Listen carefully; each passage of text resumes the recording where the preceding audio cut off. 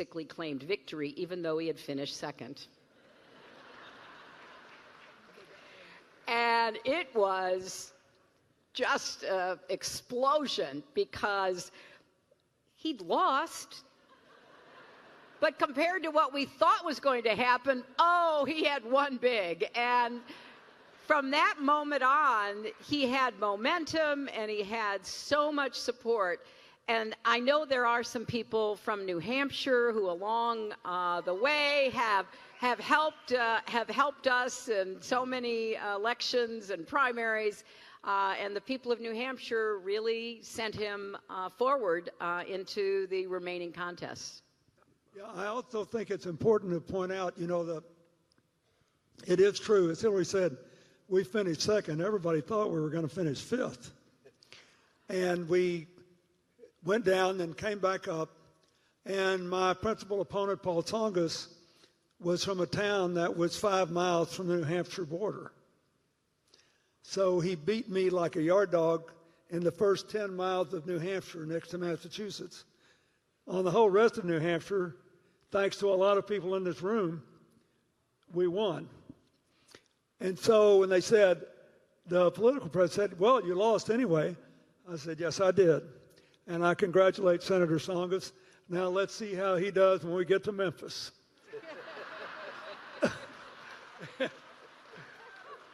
And it had the desired effect. It was great. So it was unbelievable. But New Hampshire was one of the greatest experiences, I think, in our lives. And the thing that I liked was people talked to you about real problems, real dreams, and they wanted real answers. They weren't interested in how well you could badmouth your opponent or what you could say. They want to know, what were you going to do to help them with their lives? And I will never forget it as long as I live. Recently, in politics, we keep hearing, well, the politicians say one thing and they do another. And the 92 campaign, as I recall, was pretty specific. It was called Putting People First. I think there was a sign that said, is the economy stupid? And you were very clear to the campaign and very clear to the American people that what you wanted to do was build an economy that worked across America. Nothing was any clearer. That was the promise you made. And I want you to, and Ms. Clinton, you can go along with this, also this too, talk about the 8 years that you were president and talk about the things that happened across America. So at the end of the day, when we had this sort of focus campaign that people call sloganeering and sound bites and everything, that you were really clear. If you look back, and let's talk about what happened to the economy and what happened to people all across America in that last 8 years. I think that's very important in this sort of moment of national cynicism that we have. Well, first of all, we were already seeing 25 years ago the kind of thing that people were so upset about this time, which is very, very uneven levels of economic growth, both by income and also by region. So there was growing income inequality and lower mobility. And what I said was, if you give me a chance, we'll try to build an economy that puts you first, where you can all be a part of it. Then you got a responsibility to educate your children and then train yourself to do what's available. I can't repeal the laws of economics, but we can shape it so you can do better. And so our theory was, if we gave people incentives to invest everywhere, we focused on the future and then trained people for jobs we knew would grow in number, we could drive down unemployment and get rid of the deficit at the same time and grow the economy faster. So what happened? After 8 years, it was the only time in a long time that all quintiles of the economy grew together, that the bottom 20% of our people actually had their incomes increase in percentage terms as much as the top 5% and greater than the top 20%. Then that, because we grew the economy from the bottom up, African American families' incomes went up 32%, Hispanics 24%, overall 17%, and there was no interracial tension because we just grew it from the bottom up instead of from the top down. So everybody's incomes went up, and we did it together, and it's the only time it had happened in a month of Sundays. It was a hugely important thing, and obviously that's what I was hoping would happen again this time. That's the only thing that works. We proved that growing the economy from the middle out and the bottom up works, and trying to grow it from the top down doesn't. And I hate to see us go down that road again, because we're going to reach the same dead end we did before. It works to do it the way we did. Put the people first. They'll take everybody else along. The other aspect of this, which I really thought was amazing, is in addition to growing the economy for everybody, by the end of Bill's 8 years, the budget was balanced, we had a surplus, and if we had continued the policies of the Clinton administration, we would have eliminated our national debt. Now, that seems almost impossible to believe. I was in the Senate in 2001, and all of a sudden, the new Republican administration said, well, you know, we've got a surplus. We need to give it back to the people, meaning the very richest of Americans. And so let's cut taxes, and then we'll go back and show you, maybe it didn't work before, but we'll show you that we can trickle down and have economic growth. And a number of us said, you know, why would we undermine the hard work of 8 years? Because remember, when Bill became president, he inherited an economy that had a growing deficit and debt. The prior 12 years had quadrupled the debt of America, more than at any other time in our entire previous history. And he was determined to try to reverse that because he believed, number one, it was good for the economy, and it was responsible, and it was what we should be doing for our children and our grandchildren. It was really, really hard. The economic plan, the deficit reduction plan, passed in each house by one vote. And not a single Republican voted for it, and instead, they beat the drum day after day about how this policy of raising taxes on the wealthy, of getting more revenue to be able to invest in our people by putting people first, was going to wreck the economy. And they were dead wrong.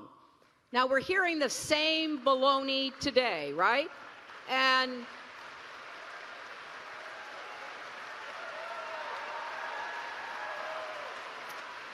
this is, you know, look, I know we live in a really speeded up world, but it is important to remember history and important to learn the lessons of history, not revisionist, made up, phony history, but real history. And we know how to grow the economy in a modern, globalized world. And it's heartbreaking when you saw the results, when you saw people getting ahead for the first time. More people were lifted out of poverty in Bill's 8 years than at any previous time in our history. And so believe me, it's frustrating, because if you try to live in the reality-based world that, you know, I think is where we should live, making these points and not being able to get them across or have them believed, you know, it's the fairy tale of economics that it's going to trickle down. We're going to make everything great. Yeah, we may be cutting Medicare and Medicaid and health care and make it more expensive to go to school and all the stuff that they're trying to do in Washington, but it's all going to work out. It's such nonsense. And I think the tough budget that Bill fought for, that he passed, that was really, really difficult, it didn't immediately kick in so that people didn't see the results quickly enough. And you all know the 94 midterm elections were disastrous. And then they shut the government down, and then he had to fight against them on every front to save Medicaid and Medicare and all the rest of it. But eventually, the facts were proven, and the results were seen. And I think there's a lot of important lessons to learn in those 8 years about how to get the economy going, how to have inclusive prosperity that we shouldn't forget. If we do, then we're just, back in the soup again. I think since it's a little bit of a retrospective, I owe a thank you to Al Gore here, because he did a great job, and he loved to crack this joke about breaking the tie in the Senate on the budget. He said, nobody else can say this. Whenever I vote, we win. He only voted when there was a tie. So it was great. Look, everybody is for change in general and against it in particular.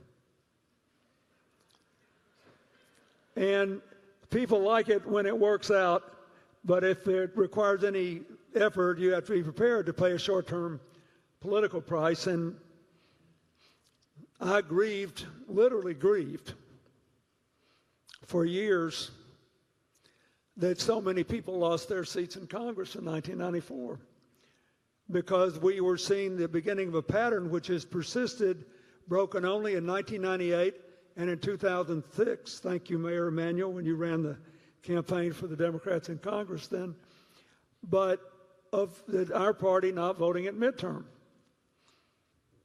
But the truth is, it worked out pretty well for the American people. And last night I was watching CNN, and a little trailer came on and said,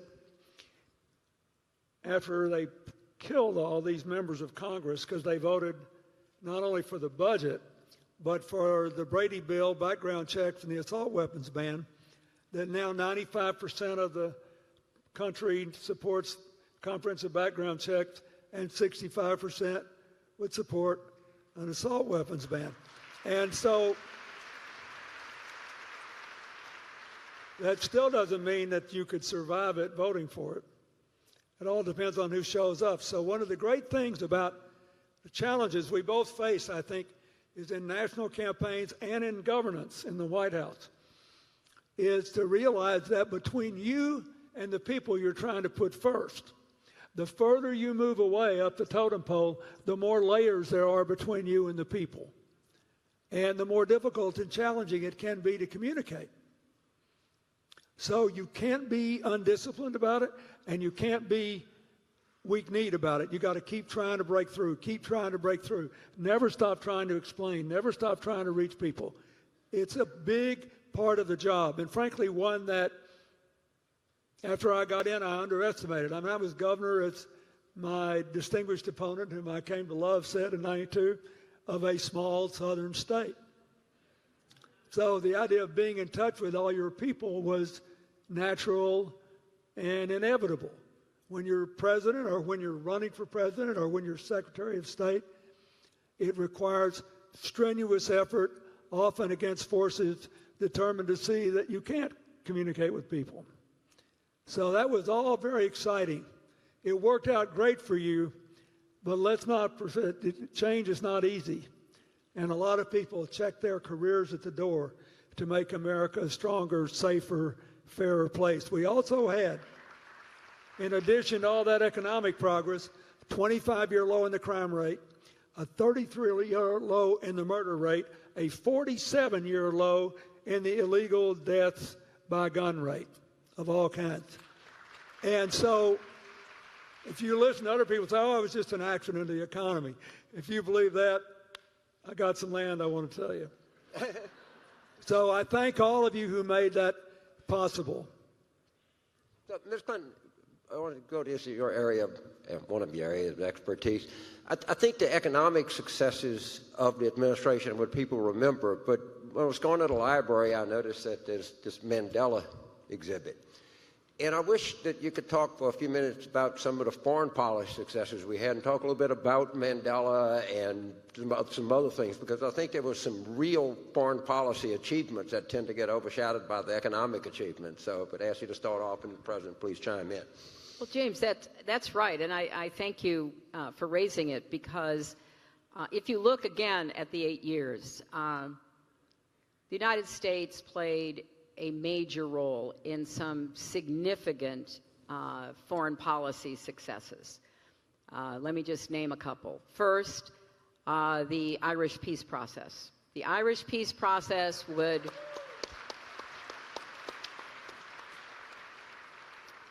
never have happened without Bill deciding that the United States was going to back it.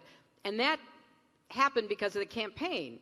You know, when he was trying to get support and people were still trying to figure out who he was and what he had done in Arkansas, he had a meeting with Irish Americans led by a man we both knew from our law school years. And one of the requests was, if you get elected, would you be willing to play a more active role in trying to end the Troubles? And Bill said he would. And it was, again, a risky decision. I remember very well, he decided to give Jerry Adams, the head of Sinn Féin, which was seen in many ways as the equivalent of the IRA, a visa to come to the United States. And there was an enormous uproar of opposition from the English government, from our own ambassador in London, from people saying, no, don't do this. And I think Bill rightly said, look, you've got to take risks for peace. You don't make peace with your friends. You make peace with people with whom you have serious differences. He asked George Mitchell to be the negotiator. It went on for years. There was nothing fast and easy about it. He didn't tweet about it. He got to work about it, and he actually got it done.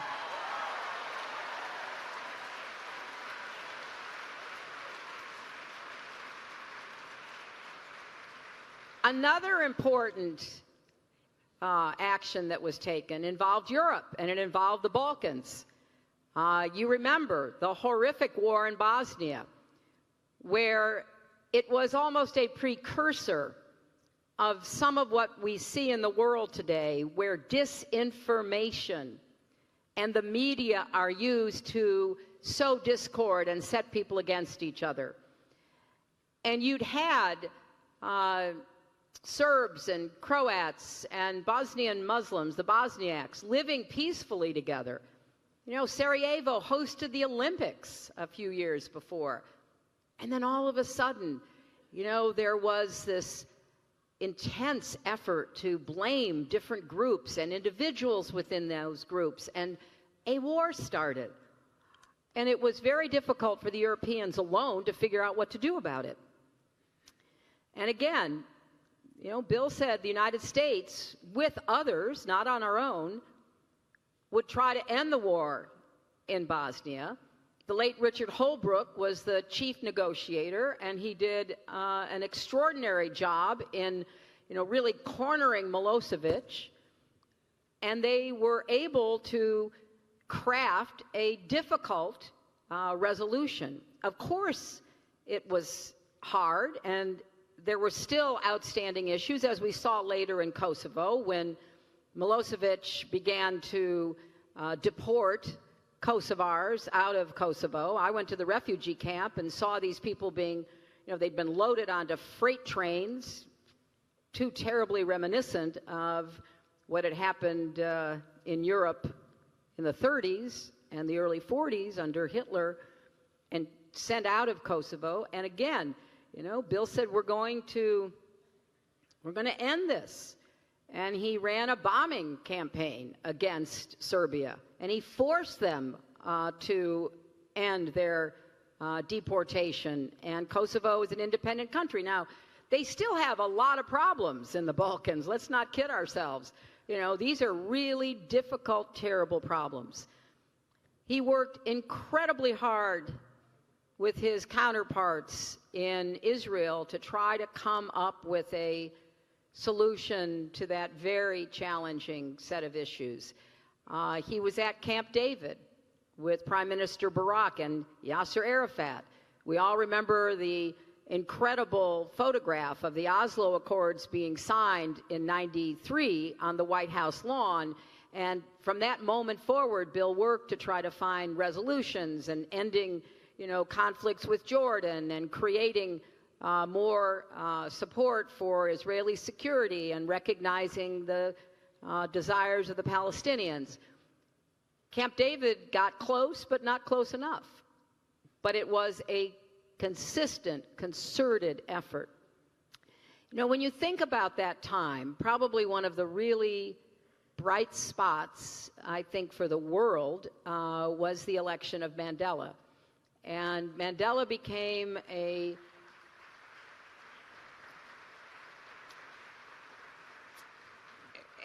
leader whom I list as among the most admired people I've ever met, and within my understanding of history, ranking right up there. He became a close personal friend, an advisor, a mentor, and his example of how to pursue truth and reconciliation is something that I wish more of the world would pay attention to. So there's many other things, but those are the ones that I immediately think about, and maybe you'd like to add some ideas as well.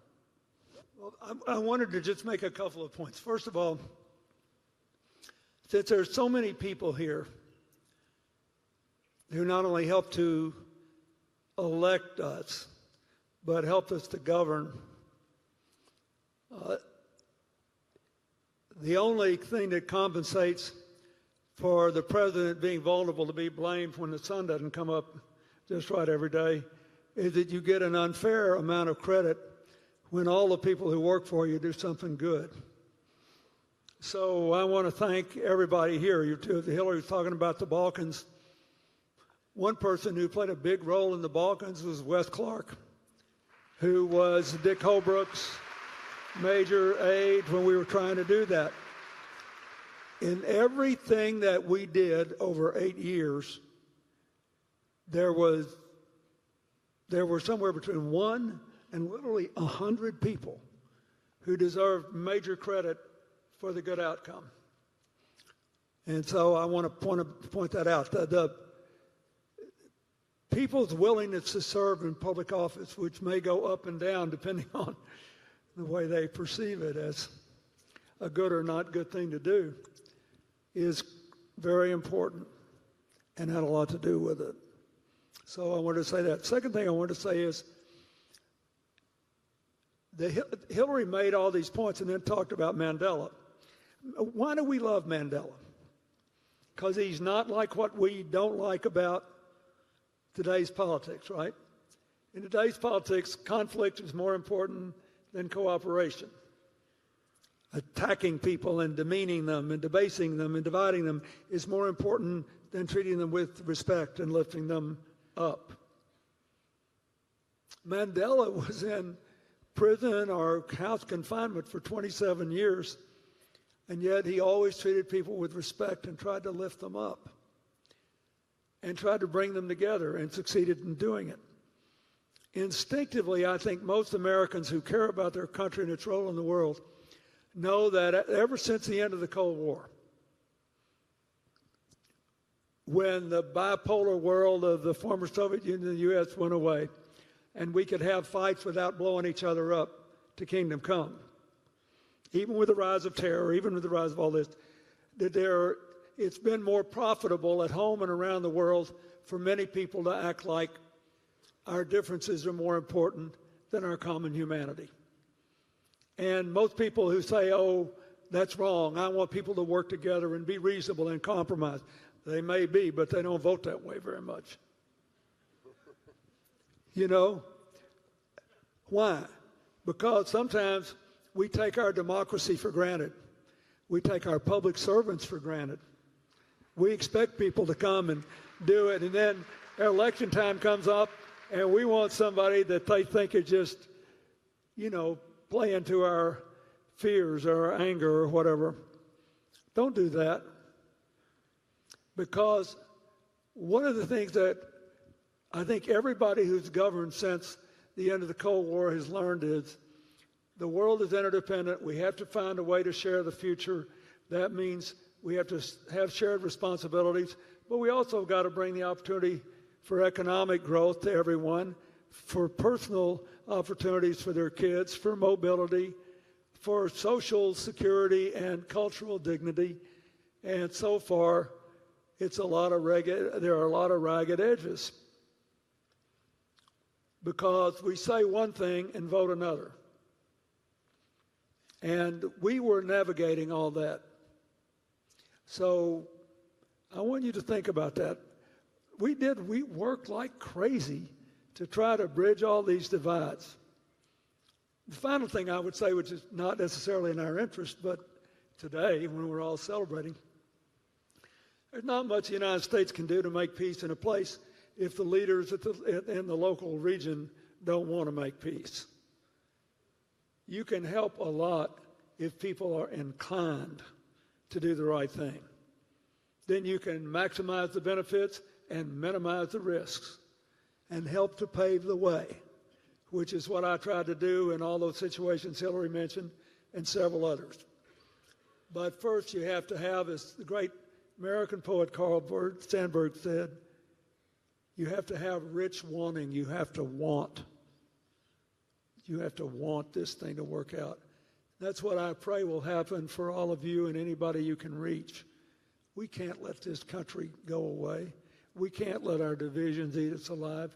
We can't trash our democracy and rob our children, our grandchildren, and the world of the chance to do that. You have to want it. So,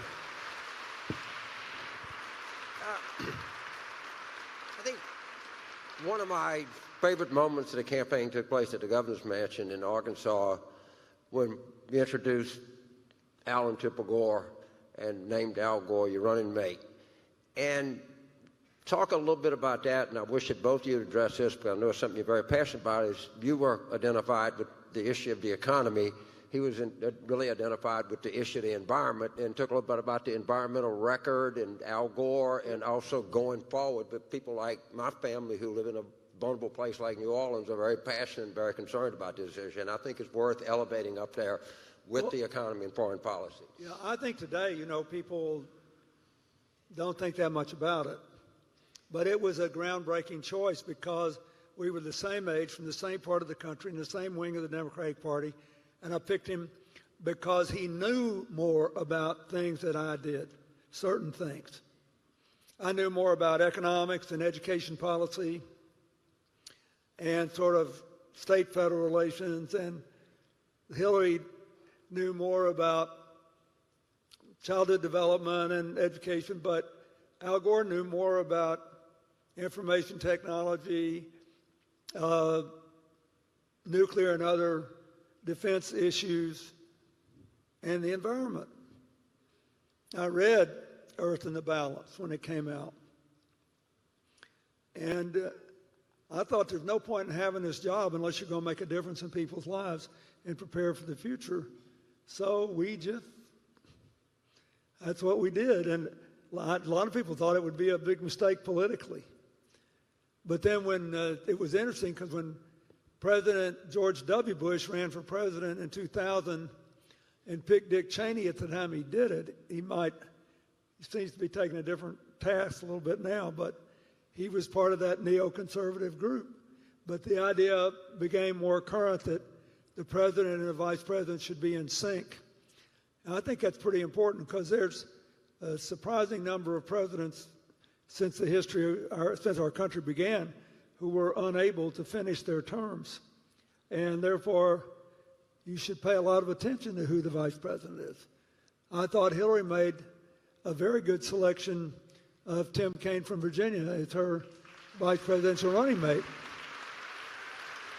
because they saw the world the same way, and because he had extraordinary executive experience, and he always got things done. And I personally think we need more of that in Washington.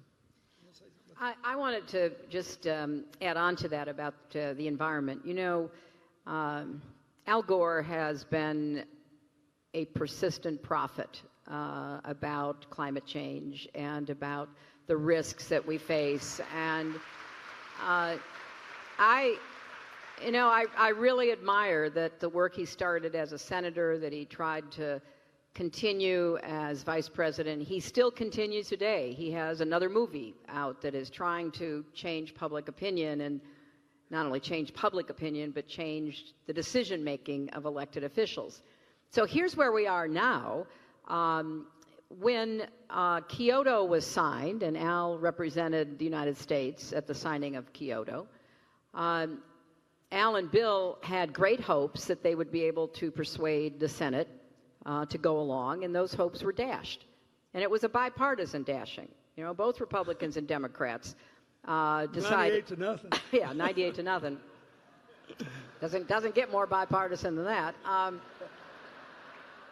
And, you know, there was this idea, which Al was so committed to trying to disabuse people of, that somehow trying to deal with the very threats of climate change would be bad for the American economy. And both Bill and Al tried during the 90s, despite a big resistance, to make that case. And then in the years after that, there was a brief moment under George W. Bush when we thought we could make progress on climate change. I traveled around with John McCain, for example, and we went and actually looked at melting glaciers. We went to Svalbard, the northernmost inhabited place in the world, to, you know, talk to their scientists. And we went to Point Barrow in Alaska. And McCain really tried to put together a group of Republicans to work with Democrats on these issues. But here's the lesson. You know, climate change is one of those issues that a lot of people care about, but it's not their number one issue. It's like gun violence. A lot of people really care about it, wish we would do something about it, but not everybody sees it as their number one issue. So if you have a really determined, well-funded minority view that does nothing but try to prevent you from taking action on something like climate change, it's hard to make it a voting issue. And what happened when President Obama came into office, and I was honored to be Secretary of State, is we decided we were going to try to make it a voting issue. We were going to try to do something about it. And I went off to Copenhagen, and we made a commitment that the United States would be willing to help fund climate science research, help fund mitigation efforts. The president joined me there. We had a really contentious meeting. It was incredibly difficult. The Chinese and the Indians and the Russians and others were not interested.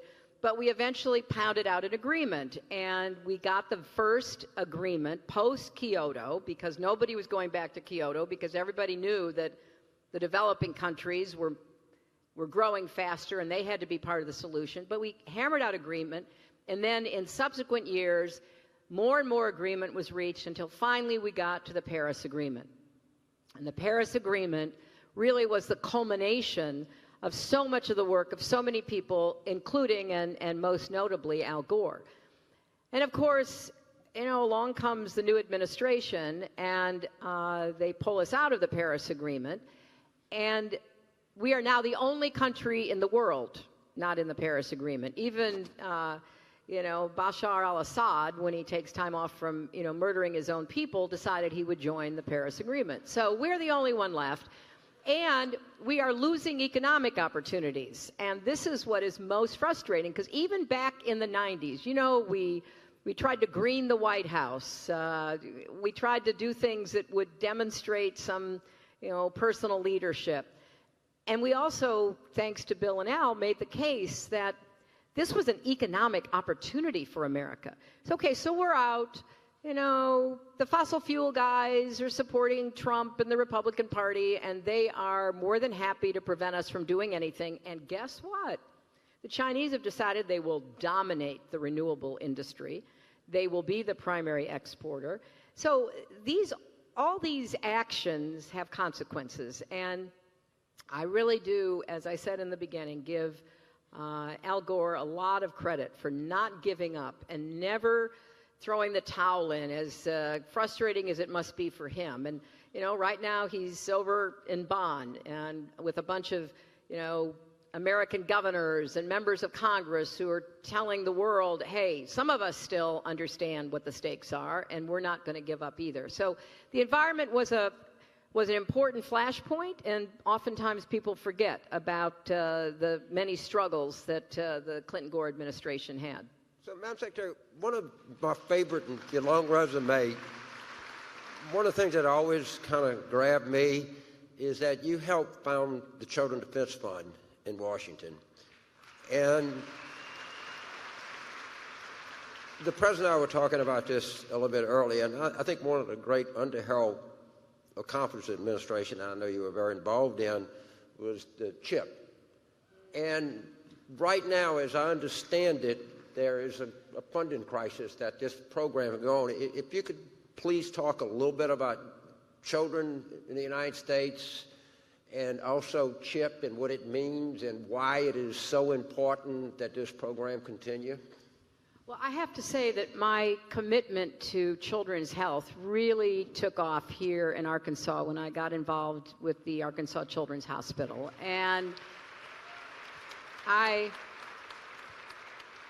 was so proud of what happened with the hospital starting in the very first term of Bill's governorship, when the hospital wanted to grow so that every child in Arkansas would be taken care of regardless of ability to pay, and that we'd have the most sophisticated tertiary care that you could possibly provide. And with Bill's leadership, with the legislature's leadership, there was a great partnership between the state and Children's Hospital, and we watched it grow and flourish and take care of so many children. And so I saw firsthand what a difference it made, and certainly with my own daughter, I saw how important it was to have the confidence and the support you needed as a parent to make sure your child was taken care of.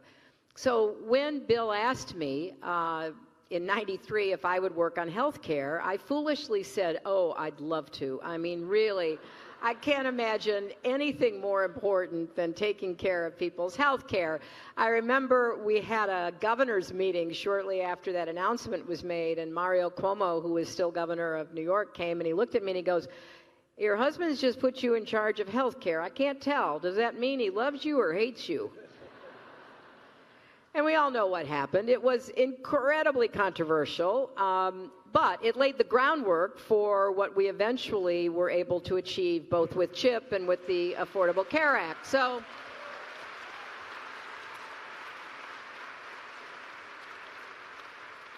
after we were unsuccessful with healthcare reform writ large, I was determined that we would at least take care of kids, because during the time I was working on healthcare, I traveled the country. I met with so many parents. I'll just tell you a real quick story. I was at the Children's Hospital in Cleveland, and I was meeting with parents who had children with chronic diseases but who were uninsured. And we were sitting in a conference room, and they were each telling me their story. And I got to a man who said, I have 2 daughters with cystic fibrosis. He said, I'm a successful businessman. I've built my own business. I could afford insurance, and nobody will sell me a policy. I said, well, what do they say to you when you go and ask them to help you bear the cost of caring for your 2 daughters? He said, well, I'll tell you what the last insurance company I met with, what the agent told me. He just looked at me as I explained to him what we were up against. And he said, you don't understand. We don't insure burning houses. And the man I was talking to had tears in his eyes, and he said, they called my little girls burning houses. I never, ever got that image out of my head. So I went to Ted Kennedy and talked with him about trying to figure out some way to cover kids. He, with the mastery of the Senate that he always displayed, brought Republicans on board, including Orrin Hatch. We worked to create a bipartisan children's health insurance program that was a partnership between the federal government and the states. It helps take care of 9 million kids a year. And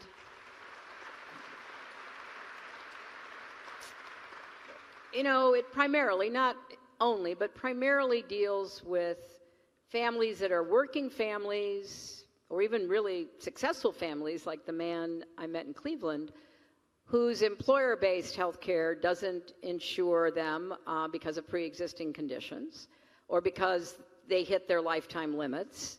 And they're certainly making more money than would make them eligible for Medicaid. So they were in that, no man's land. So we got it passed, and every year since Bill signed it into law, these 9 to 10 million kids have been taken care of. And I have to tell you, I've done probably a dozen book signings on this most recent trip, and all through my campaign beforehand, people come to my book signings or had come to my campaign events to thank me for CHIP. Yesterday in Austin, today in Little Rock, people came and said thank you. And one young man said, I wouldn't be alive if it wasn't for CHIP. I had cancer as a child, and we ran out of money and we ran out of insurance, and thank goodness the CHIP program was enacted. So under President George W. Bush, under President Barack Obama, CHIP was reauthorized, and the program continued seamlessly. Well, this Congress and this White House have not reauthorized the program, and states are starting to run out of money because, as I say, it's a partnership and they rely on the federal dollars. So by the end of the year, unless it is reauthorized and unless the funding is provided, 9 million children and their families will be facing some very, very dire circumstances. So I can only hope that maybe at the end of the year there'll be some sort of a deal that will provide that continuity. But it's a program that I am very grateful for, that I had some small role in because of the lives it's saved and the futures it's given to so many kids. And it's the kind of thing we should do to take care of each other and to give every child a chance to live up to his or her God-given potential.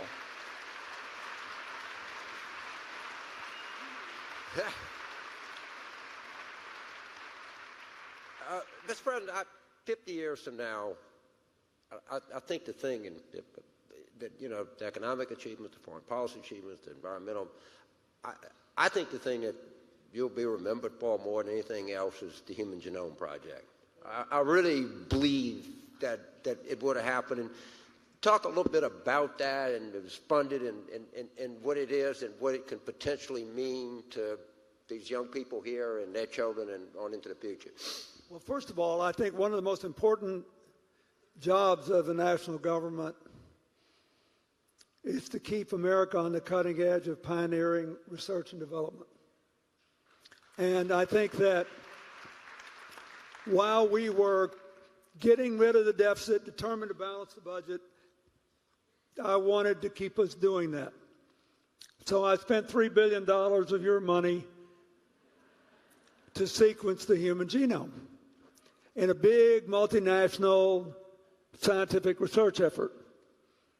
And then we made a private partnership with Craig Venner, who was pursuing his own private sector sequencing, because I felt that it would have a major impact on the quality and length of life for the next generation and for hundreds of years to come, assuming we can keep from blowing things up. And so we did it. Now you can get a genome analysis for considerably less than $3 billion.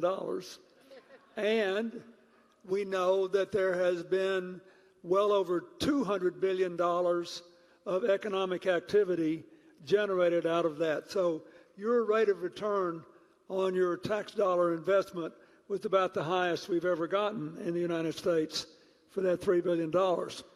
And so what do we know? We know that there are certain genetic variances which put women at high risk of breast cancer. So we know which women should start taking tests earlier.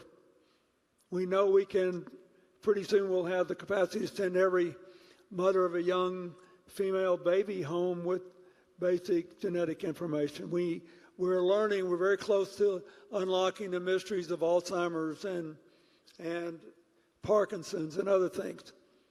So it's really important. And yes, I agree with you that it matters a great deal. But it's not the only thing. I also made in 5 minutes a decision to put GPS into the public domain. That made a huge difference. A lot of people didn't want to do that. 20 years ago, we started the first cybersecurity unit in the national government, and we should have kept it going. Last year, Israel got half of all the private capital in the world in capital investment in cybersecurity. That should bother you, because even though they're our allies, the United States should be way, way ahead of that in cybersecurity investment, and Congress wasn't all that interested in it. But this is a very big deal. We spent the first $500 million of your money, this was all in bipartisan way, by the way, in nanotechnology. And one of the most interesting days I had when I was out campaigning for Hillary was in eastern Kentucky, in the middle of Appalachia, in the easternmost university, Morehead State. They asked me to take a while to look at their nanotechnology program, which they were doing with NASA. With the first $500 million and its successors, we got appropriated. So they're building in eastern Kentucky, in the middle of what used to be coal country, 8-pound satellites for $1 million apiece that'll do most of what those $400 million satellites will do. So I went to see this young guy who was clearly supporting her, probably at risk to life and limb where he was. So he's putting all the nanotechnology for this satellite into a little box about an inch cubed. And I said, "What's that box made out of?" And this kid in his hillbilly twang looked at me and said, "Tungsten." He said, "Tungsten does real well in outer space." I said, "How old are you, 19? Where are you from?" "All right near here." And so we talked, and I was on the way out. He said, "Wait a minute." He said, "Mr. President," he said, "could I tell you one more thing?" I said, "Sure." He said, "Tell Hillary not to take it when people make fun of her for saying she's going to put up 500 million solar panels." He said, "Actually, I think she's a little low." I said, "I am not in the United States. I am not." And I said, "Why do you think she's a little low?" He says, "Because before you know it, we'll be making solar panels with 3D printers, just like I made this little tungsten container. And when we do, they'll be cheap as dirt and just as good, and we'll all be free." I thought to myself, now why am I telling you this? Because that young man did not feel the walls closing in on him. He felt the walls opening up. So he voted for the person he thought would open the most doors, not the people who would build the most walls. Now, wait. Why am I telling you this? Because I tried. Look, I tried not to do anything stupid in 92. I wanted to get elected. I tried to find a way to say whatever I was going to say that I knew might be dangerously unpopular. But I did try to level with people and tell them we could not roll back the tides. We ought to be going with the future and building a future we could all share. And we had to be both responsible and opportunistic if we wanted to build a future we could all share. But at the time, it was easier. I mean, we put out this little booklet. And in fairness, Paul Tsongas put out a little booklet, you remember? So you had to have, you had to be kind of a nerd if you supported Tsongas or me. And we got over 60% of the vote between the two of us in a 6-person race. Why? Because people realized then they were actually hiring people to do a job, and it made a difference if you knew anything. And, you know, it was really important. You weren't being hired. I mean, and I owe it to a lot of these people from Arkansas. We had 1 month in the previous 8 years, only one, where our unemployment was below the national average until the year I ran for president, and we led the country along with Nebraska in job growth every single month of 1992. It takes a long time to turn an economy around.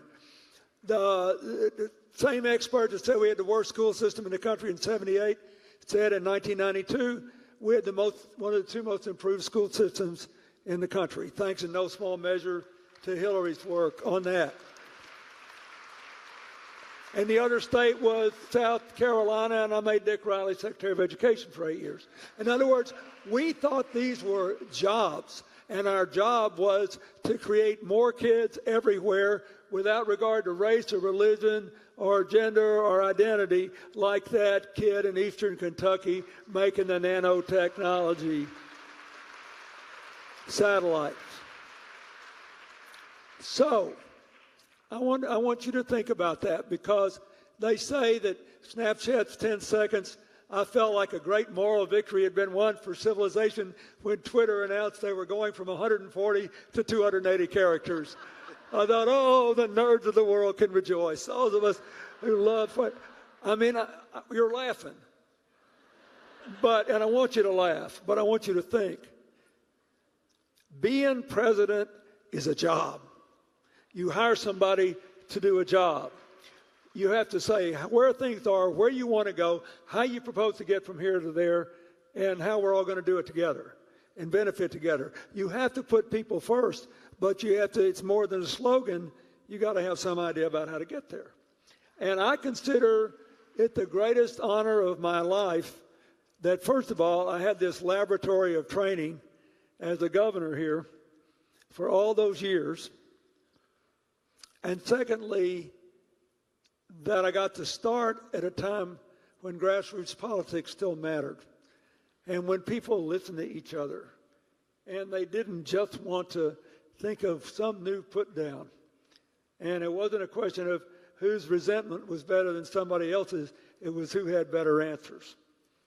And in the end, if you believe in putting people first, you have to have an other-directed politics. It may not work for the people who are communicating for you in the political media.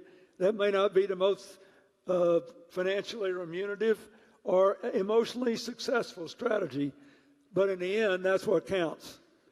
And I'm proud of her for getting caught trying to put people first for the rest of our lives together.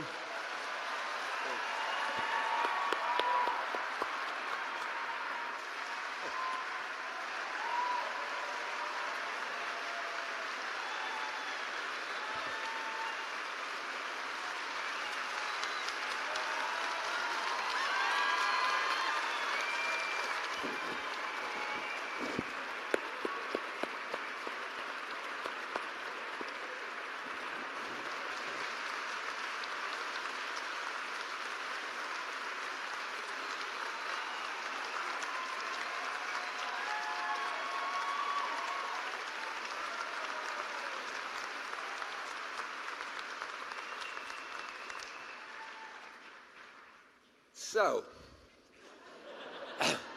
I think there's an elephant in the room. And knowing me, if there's an elephant, it's this. We talked a lot about children.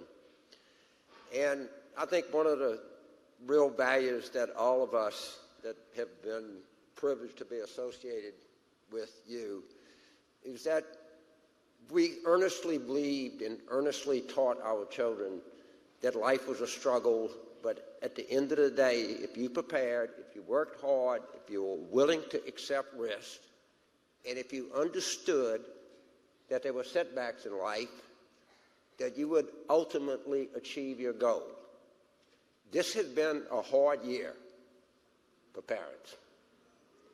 So try to help us and help these young people how we talk about these things in light of the events a little over a year ago? Well, I wrote a book, What Happened, and it's really a book about resilience, personal resilience as well as national resilience, because I do think everybody gets knocked down, and the real question is, are you going to get back up? And not everybody will lose a presidential election, but everybody will suffer loss. And so the core of the message, James, that we were told and that we try to tell our kids remains absolutely true. You have to find ways to overcome disappointment, to find strength, and for me it was my family, my friends, my faith. It was a lot of long walks in the woods, yoga, alternate nostril breathing. I highly recommend it.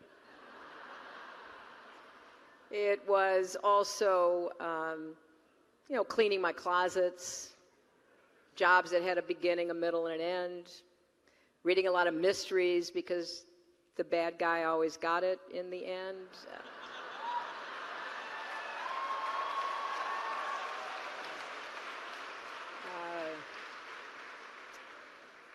But trying to fall back on the consistent message that I certainly got from my parents, and that I've tried to impart to my daughter, and will likewise try to do the same with my grandchildren. Life is not always fair. The struggle doesn't always go the way that you hoped or planned, but life is too short to give in to the kind of disappointment or despair that comes with losing or with suffering some kind of setback. And so for me, it was getting back up and taking stock of where I was and where I thought the country was. Because I think also in this particular case over the past year, the country, at least a majority of the country, has similarly felt that something went amiss. And what I've tried to do, I've got a new organization called Onward Together, is to support individuals and groups that are really harnessing a lot of the grassroots activism and energy that is out there, to try to push back against some of the changes that are being imposed from Washington, and ultimately win some elections.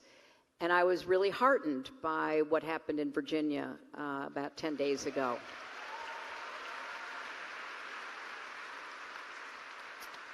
So I think the general message remains the same, but I also think that we have to be willing to kind of pick apart everything that led to the defeat in 2016. And I try to do that in this book because obviously I talk about the shortcomings I had and that my campaign had, and ultimately I am responsible because it was my name on the ballot. But there were other forces at work, and it was like a perfect storm. There was a lot that was happening that was unprecedented, whether it was the intervention by the FBI at the last minute for no good reason, or Russia, which we're learning about more every single day, or suppressing the vote. Thousands, tens of thousands, hundreds of thousands of people across the country unfairly prevented from voting, even though they're just as much a citizen and just as registered and just tried as hard as they could, but couldn't cross the barriers that have been erected since the Supreme Court gutted the Voting Rights Act. So when I talk about what happened, I'm very focused on making sure it doesn't happen again. So that's why I am speaking out and going to continue to speak out. And I'm going to do everything I can to try to have an election in 2018 that's about real things.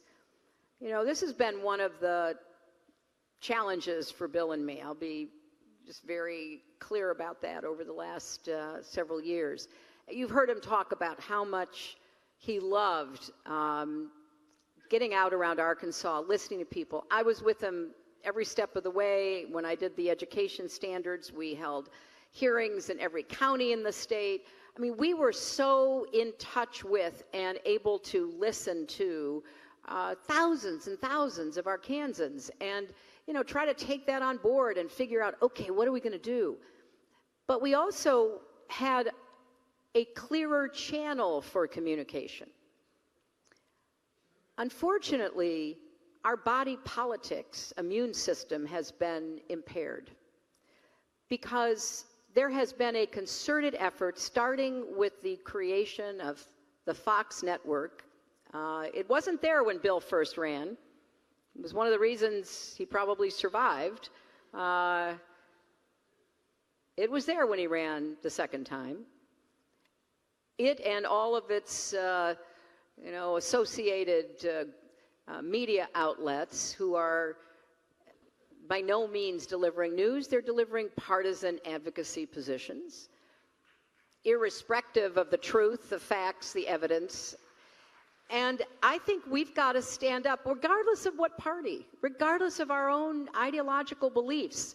A democracy depends upon an informed citizenry that has access to accurate information. And I will tell you that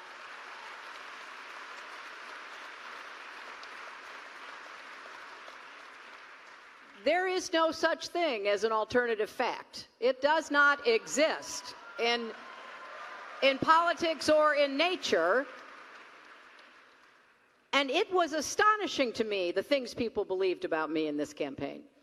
And some of my Arkansas traveler friends and other friends of mine from literally my childhood to adulthood and all of the places that I've lived and worked, and they were out there knocking on doors and calling people.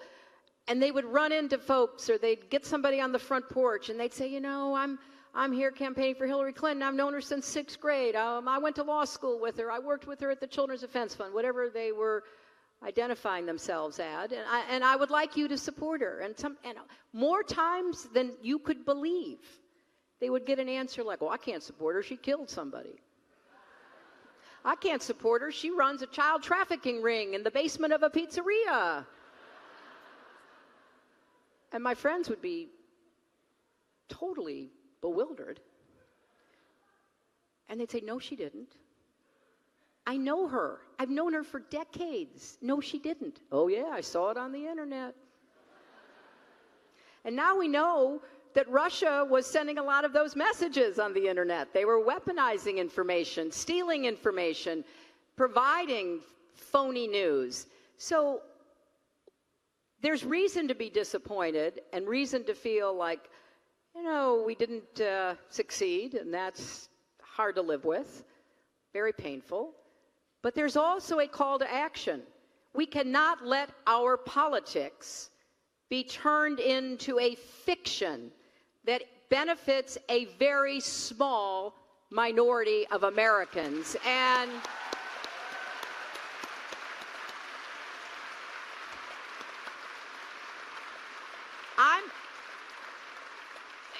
I'm going to keep speaking out. Apparently, my former opponent is obsessed with my speaking out. Apparently, there was somebody told me, tweet today. Honestly, between tweeting and golfing, how does he get anything done? I don't understand it. So maybe that's the whole point. But yes, resilience is the key. And it's not only the key for individuals, it's the key for our country. And therefore, we have to take every election seriously, not just presidential elections, We need to vote in every election. This 2018 election is going to be really, really important for our country. And, you know, the best antidote to disappointment is to keep fighting and keep working and be successful. And that's what we intend to do on behalf of the country that we love and that, you know, we've tried in our own ways to serve over all these years. So I'm going to turn to the man from hope, the peddler of optimism, the man that's always looking, don't stop thinking about tomorrow. Talking about tomorrow, tell us at this hour of our despair why you believe America's best days are still ahead of it. And I know you believe that. You've always believed it. And what do we do? How do we make sure that happens? Well, first of all, we are the best positioned country in the world for the future. So if we screw this up, it will require a lot of willful blindness. And look, in the last election, she won the popular vote. And it would have been, and if the voters, we have a slight disagreement about this, about what really happened. If the voters hadn't been told that the email, the first email issue, was the most important issue since the end of World War II, I doubt if the FBI director could have swung the election at the end. I think it was, you know, we all got to get back in harness here and try to get ourselves a basic framework beyond which we will not go in arguing these issues so that we're not just out there in la-la land. But I'll tell you why you should be optimistic. Because having lost it, I can tell you youth matters. And we are one of the youngest big countries on earth. You should be optimistic because we have so many immigrants, because like every other wealthy country, the birth rate among our native born is going down to barely replacement level. So in order for us to continue to grow and get active in new economic areas, we have to have more young people. You should be optimistic because notwithstanding what you're told, if you count the documented and the undocumented immigrants in this country, the crime rate is 1/2 that of the native born. You should be optimistic because we have people here from everywhere. And if you count all the terrible things that have been done by Muslims expressing violent resentment about aspects of American life in the modern world, their murder rate is 1/3 that of the native born. Now, we got to stop this silliness and get down to the lick log here. If you want to just indulge resentment, you can. The problem with the people who didn't vote for her and don't listen to me anymore and think I'm, you know, gone over to the dark side, is that they live in places not with a lot of immigrants or a lot of Muslims or a lot of people who have been transgender or a lot of anything else.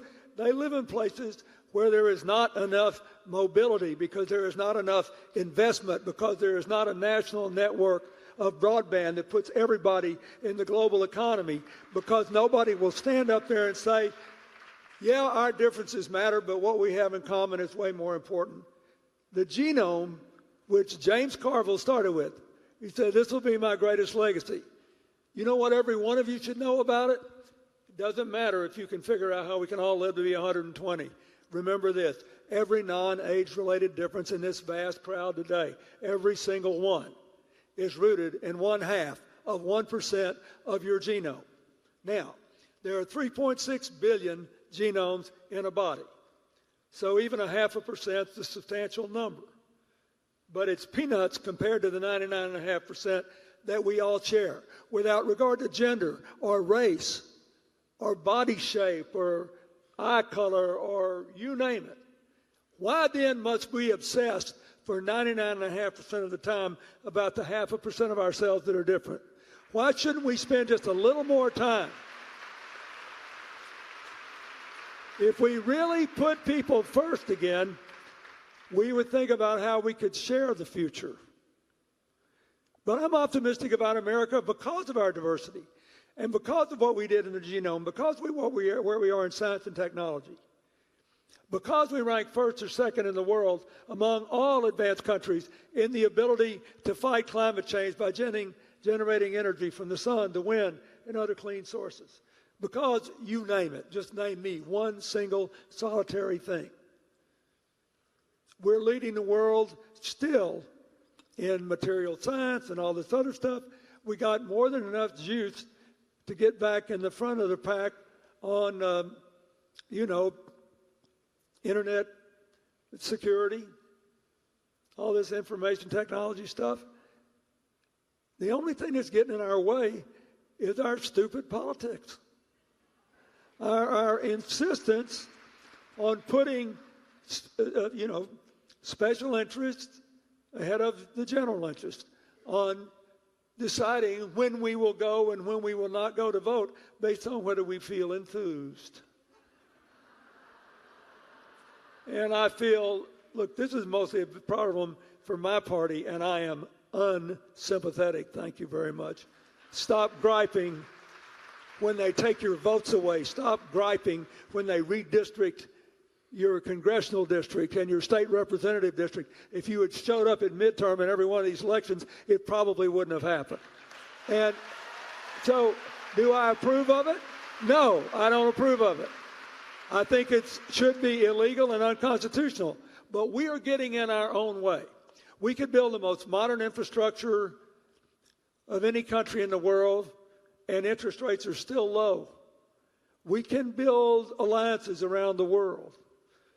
We can tweak our trade agreements if they need improvement, but we shouldn't run away from the rest of the world. That's what I think.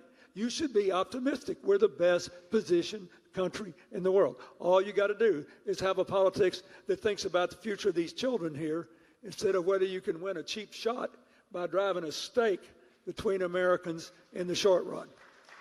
Thank you. Otherwise, I don't feel strongly about this. There's 2 points that I want to make before we leave, and to me they're very important. The first one is, on the way over here, I got a call from my best friend, best political advisor, Paul Pagala, who reminded me that Gallup or someone does a survey of the most admired women in the country. And the person who has won that survey most often in all of its existence is one Hillary Rodham Clinton. So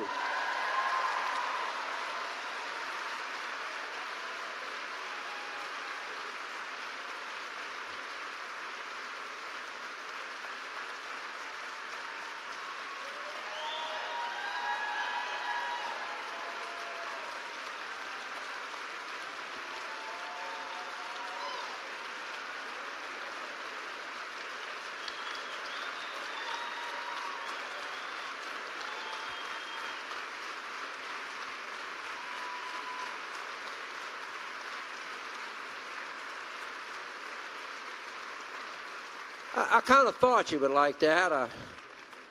That is my favorite statistic. I came to this morning, and then I was on the phone and doing research, and then I came in, I talked to the president. So I think I'm right. I will probably be fact-checked on this, but I think I'm on really solid ground. In the last 35 years, a Clinton has run for public office, has put themselves before the voters 18 times. President Clinton, 11, Secretary Clinton, 7 times you have run. Do you know of the 18 times how many a Clinton has gotten the most votes? That would be 18. Nick Saban couldn't do that. Okay? You are, in 35 years, you are 18-0. So I got to tell you this. Somebody somewhere out there really loves you guys. That's a heck of a record. So. James, could I before we close, I just want to say a really heartfelt word of thank you to our team here at the Presidential Center and the library. I want to thank everybody, but in particular, I want to thank Bruce Lindsay and Stephanie Street and Lena Moore and everybody who works for them and with them. In a minute, we'll hear from Skip Rutherford. I want to thank Skip and the great team at the Clinton School. We are really proud, really, really proud of what the center and the library and the school are doing. And we didn't want the time to pass without thanking, and of course we want to thank the Campuras family, who've been friends of ours for a really long time, for sponsoring the lecture series. And I want to say, we're very reluctant to start recognizing people. We've already mentioned the Arkansas travelers. Thank you for going not only to New Hampshire, but to Georgia, to Florida, and Missouri, and other places. There are a lot of people here who were in that 92 campaign. David and D.G. Wilhelm, Frank Greer, and Stephanie Solane. Thank you very much, Harry Thomason, for coming back from California. And everybody was in that 92 campaign. It's different now. But one thing shouldn't be different. We should still be able to talk to our friends and neighbors about things that are about their lives without having people whose sole goal is to gain power by discrediting, disabusing, confusing people, and abolishing the line between fact and fiction and truth and lie, triumphing.